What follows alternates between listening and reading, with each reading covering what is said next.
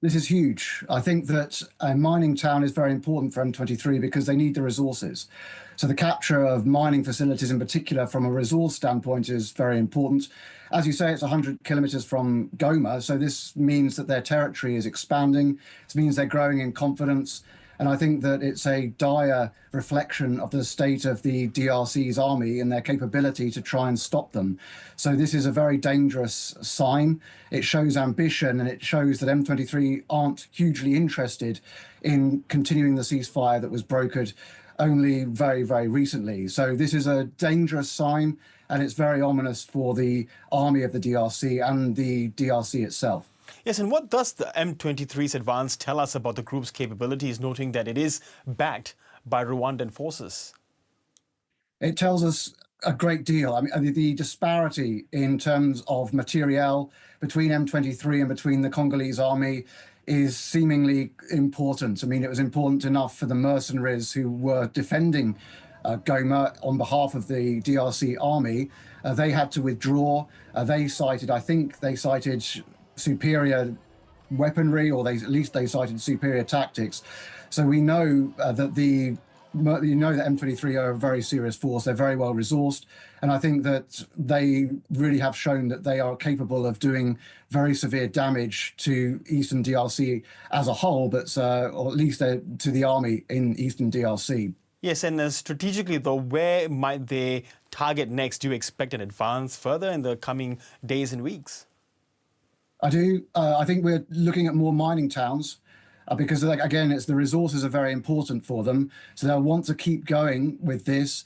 And remember that they only wanted the ceasefire on their account, and this is obviously their words. They wanted a humanitarian pause. So they're not interested in strategic, tactical ceasefire. They want to go forward. They want to carry on, and they see no reason to stop, given the fact that the DRC's army is seemingly so underprepared for them.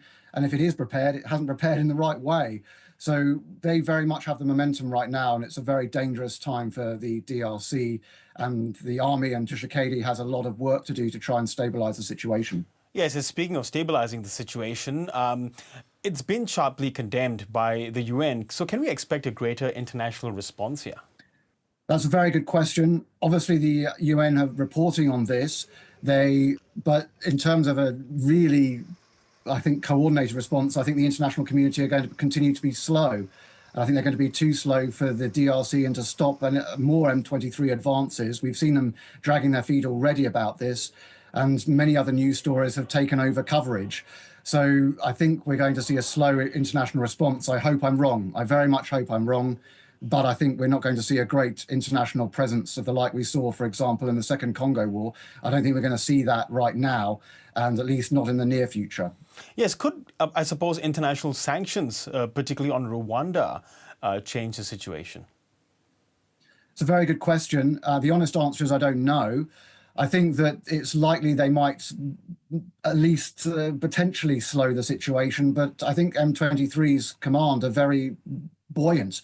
I think they see very little reason to stop. And if you consider that Rwanda, yes, have forces in Congo, but this is Congolese Tutsis, they might not react in the same way to Rwandan sanctions as the international community might think they would do. It might be a case that the Congolese command carry this on. So international sanctions and their relative efficacy is an open question, and it might not be the silver bullet that perhaps we would like it to be.